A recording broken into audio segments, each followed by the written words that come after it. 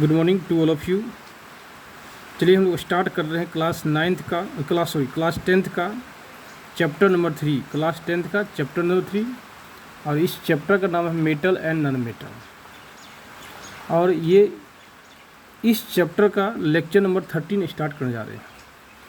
जैसा कि आप जानते भी हैं, मेरा नाम अजय सर है। नीचे मेरा मोबाइल नंबर दिया हुआ है और व्हाट्सअप नंबर दिया हुआ है।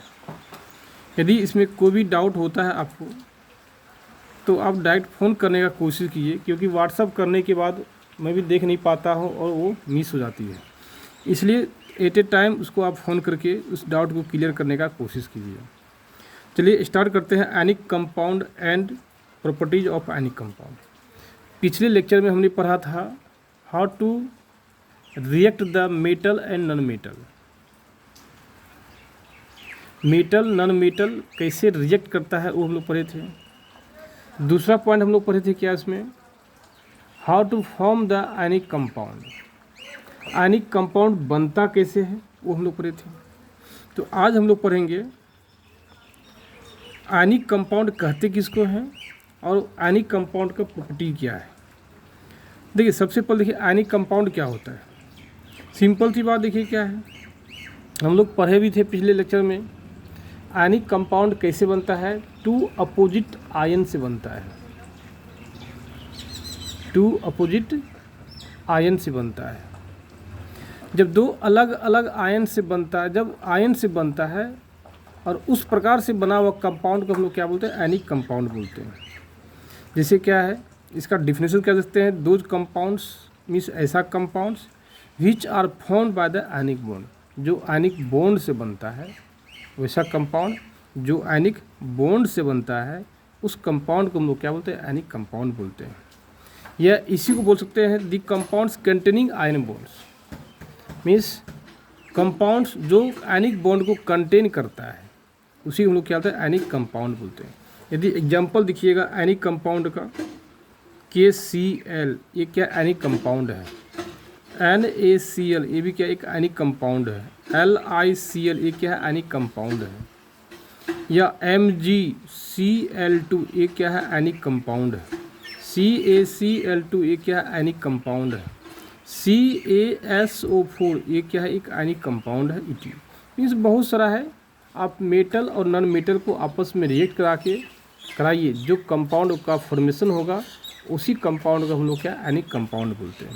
सिंपली है, मेटल को रिएक्ट कराना है किससे, नॉन मेटल से, और जिस कंपाउंड का फॉर्मेशन होगा वही कंपाउंड कहलाएगा एनिक कंपाउंड। चलिए इसका प्रॉपर्टी देखते हैं, क्या इसका प्रॉपर्टीज है, आयनिक कंपाउंड का प्रॉपर्टी क्या है वो देखते हैं। सबसे पहला प्रॉपर्टी देखिए क्या है, physical state.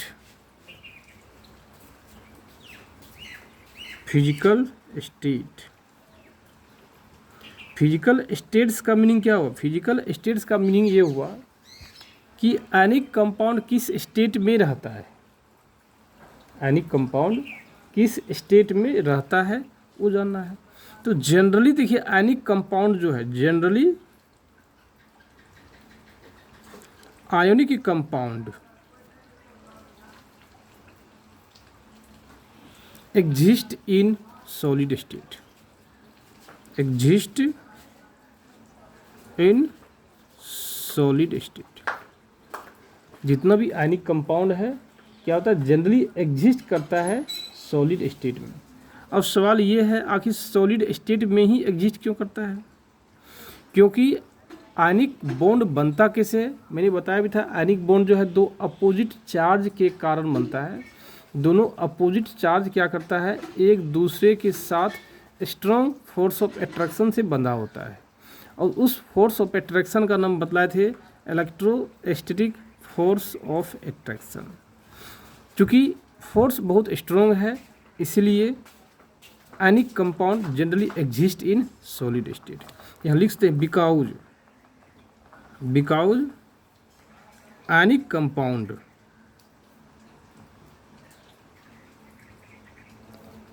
formed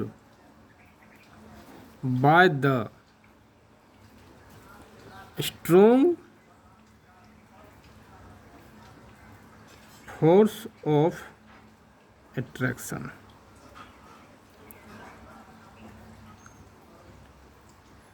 attraction, and this force of attraction is known as, and this force of attraction is known as electrostatic force of attraction। इसको क्या बोलते हैं? इलेक्ट्रोस्टैटिक फोर्स ऑफ एट्रैक्शन बोलते हैं।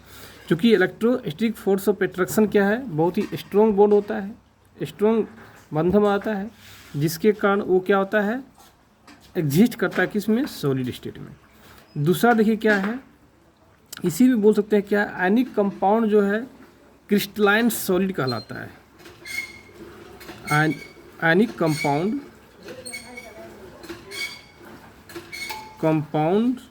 आर द क्रिस्टलाइन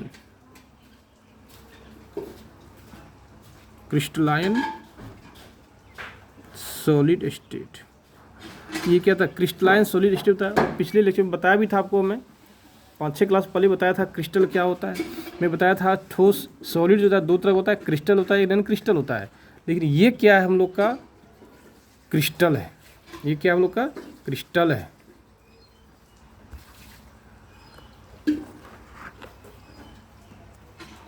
ये क्या हम लोग का? क्रिस्टल है। इसलिए लिखा है हम लोग क्या, ये जनरली क्या होता है? क्रिस्टलाइन सॉलिड होता है। नेक्स्ट पॉइंट देखते हैं, प्रॉपर्टी हम लोग क्या, ionic melting point and boiling point, MP and BP क्या होता है? Ionic compounds have melting points and boiling points होता है। आप कह सकते हैं melting point and boiling point of the ionic compound, melting point and boiling point of the ionic compound is high. ये क्या होता है? हाई होता है। अब सवाल ये है, हाई होता क्यों है? क्योंकि स्ट्रॉन्ग फोर्स ऑफ एट्रैक्शन से ये फॉर्म होता है। लिखते हैं because it forms the strong force of attraction से बंधा होता है। मीन्स आप कहते हैं इलेक्ट्रोस्टैटिक फोर्स ऑफ एट्रैक्शन से ये बंधा रहता है। क्योंकि आप जानते हैं, सिर्फ देखिए, मान लीजिए ढक्कन है, यदि इसको मतलब कितना आसानी से निकाल लीजिए, बहुत आसानी से निकालिए। क्यों? क्योंकि ये जो है एक स्ट्रॉन्ग फोर्स ऑफ एट्रैक्शन से नहीं बना हुआ है। लेकिन इसी को क्या, कस के दबा दीजिए। अब निकालने में देखिए क्या परेशानी हो रही है, क्या हो रही है? परेशानी हो रही है। क्यों? क्योंकि हम लोग कस के इसको क्या, दबा दिए। ठीक उसी प्रकार यदि कंपाउंड का जो एटम है, यदि दोनों के बीच का स्ट्रॉन्ग फोर्स ऑफ एट्रैक्शन है, यदि स्ट्रॉन्ग फोर्स लगाता है एक दूसरे के बीच, उसको अलग अलग करना क्या होता है? डिफ़िकल्ट होता है। ये समझे? वो क्या था? डिफ़िकल्ट होता है। जैसे एक एग्जांपल ले सकते हैं, देखिए क्या, जैसे मान लीजिए कोई सॉलिड है, जैसे मान लीजिए क्या है? सॉलिड है। ये क्या है? सॉलिड है।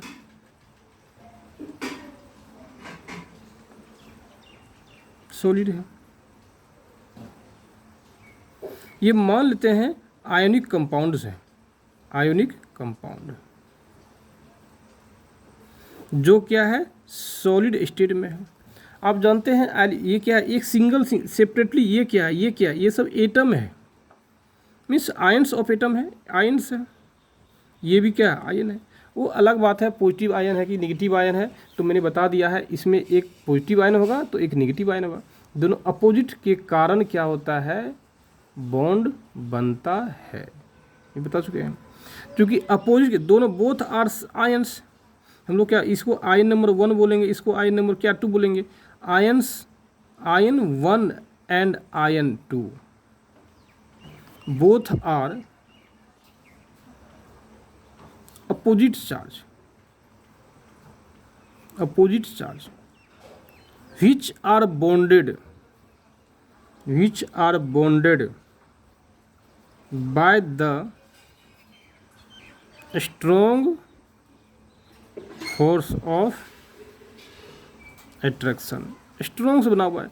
जब मान लीजिए स्ट्रॉन्ग फोर्स ऑफ एट्रैक्शन से बना हुआ है तो इसको आप आसानी से सेपरेट कर सकते हैं क्या? नहीं कर सकते।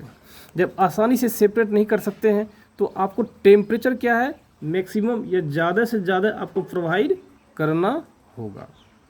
जब टेम्परेचर ज़्यादा हो जाएंगे इसका मतलब क्या हो, मेल्टिंग पॉइंट और बॉइलिंग पॉइंट क्या है, आयनिक कंपाउंड का ज़्यादा है। जैसे देखिए एग्जांपल देखते हैं हम लोग क्या है, सोडियम क्लोराइड मेल्टिंग पॉइंट यदि आप देखिएगा कि इसका सोडियम क्लोराइड जिसको हम लोग खाते हैं नमक, इसका मेल्टिंग पॉइंट होता है 800 डिग्री सेल्सियस। यदि इसी का बॉइलिंग पॉइंट देखिएगा सोडियम क्लोराइड का NaCl का देखिएगा बॉइलिंग पॉइंट ये होता है 1413 डिग्री सेल्सियस होता है। देखिए क्या हो रहा है, ये क्या कुछ ज़्यादा ही हाई हो गया ना, ऐसा थोड़े ज़्यादा कम है, ज़्यादा है। आप कह सकते हैं एनी कंपाउंड्स का मेल्टिंग पॉइंट बॉइलिंग पॉइंट क्या होता है, जनरली हाई होता है। क्यों हाई होता है? क्योंकि इसका ये जो आयंस बंधा होता है, बॉन्डेड होता है, वो बॉन्डेड फोर्स ऑफ अट्रैक्शन क्या होता है, ज़्यादा होता है, इसलिए मेल्टिंग पॉइंट क्या है, ज़्यादा होगा। तीसरा देखिए क्या होता है, ionic compounds are usually soluble in water. आप कह सकते हैं ionic compound soluble in water. ये क्या था, वाटर में सोल्यूबल होता है, but insoluble in organic solvent. तो ऑर्गेनिक सॉल्वेंट क्या क्या हो सकता है, आप कह सकते हैं ऑर्गेनिक सॉल्वेंट जो है क्या क्या हो सकता है। सिंपल सी बात देखिए क्या है, अल्कोहल बोलेंगे, क्या बोलेंगे, अल्कोहल, जिसका फॉर्मूला क्या होता है C2H5OH। बहुत तरह का अल्कोहल है, ये क्या लेकिन फेमस अल्कोहल है। ईथर बोल सकते हैं, ये क्या ऑर्गेनिक कंपाउंड है। एसीटोन बोलते हैं, ये क्या ऑर्गेनिक कंपाउंड है। यदि इसका फॉर्मूला देखिएगा एसीटोन का क्या होता है CH3COCH3, ये क्या फॉर्मूला हुआ एसीटोन का। यदि बेंजीन को देखिएगा, बेंजीन का फॉर्मूला क्या होता है C6H6 होता है। टॉल्यूइन देखिए, ये क्या होता है C6H5CH3। जनरली ये सब क्या है, ऑर्गेनिक कंपाउंड कहलाता है। या आप बोल सकते हैं केरोसिन ऑयल भी क्या एक आयनिक, ये क्या है ऑर्गेनिक सॉल्वेंट है। ये सब में क्या है आपका आयनिक कंपाउंड डिजोल्व नहीं होता है। तो आप कह सकते हैं ionic compound dissolve in water but it is not dissolve in the organic solvent. कोई दिक्कत, ये हो गया। नेक्स्ट देखिए प्रॉपर्टी क्या है, चौथा ये क्या है, ionic compound conduct electricity when dissolve in water. तो कह सकते हैं आयनिक कंपाउंड, यदि आयनिक कंपाउंड जो है क्या है, यदि मोल्टेन स्टेट में है तो वो क्या होगा, यदि मोल्टेन स्टेट में है कौन ionic compound, you conduct the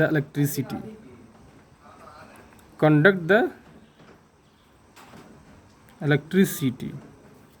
लेकिन यदि आयनिक कंपाउंड जो है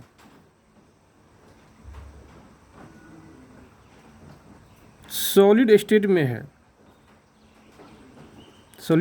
है तो बोल सकते हैं does not conduct the electricity. अब सवाल ये है कि आखिर मोल्टेन स्टेट में क्या, लिक्विड अवस्था में, मोल्टेन स्टेट में क्या हो गया, लिक्विड अवस्था में। यदि आयनिक कंपाउंड लिक्विड अवस्था में है, यदि वाटर में डिजोल्व है, तो हम लोग बोल सकते हैं वो इलेक्ट्रिसिटी को कंडक्ट करता है। लेकिन यदि सॉलिड स्टेट में है तो डज नॉट कंडक्ट इलेक्ट्रिसिटी। अब सवाल है ऐसा होता क्यों है, सिंपल सी बात है, मोल्टेन स्टेट में क्या होता है, चार्ज डेवलप होता है। ऐसा क्यों होता है, मोल्टेन स्टेट में क्या होता है, चार्ज क्या होता है, डेवलप होता है। Due to developness of charge it becomes the conduct the electricity. ये हम बोल सकते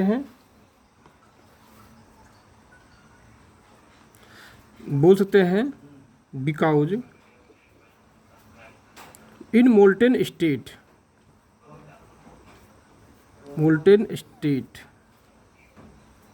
some charges are free to move. Charges are free to move. Free to move. Hence, it conduct the electricity.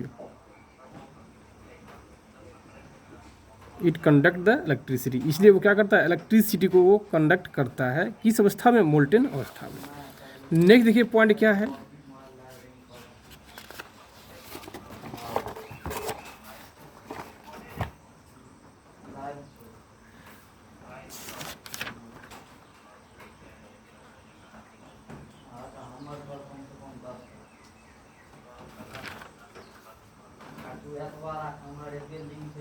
देखिए यही था हम लोग का physical property of any compound.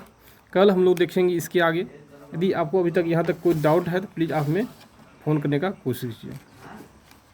Bye, have a nice day.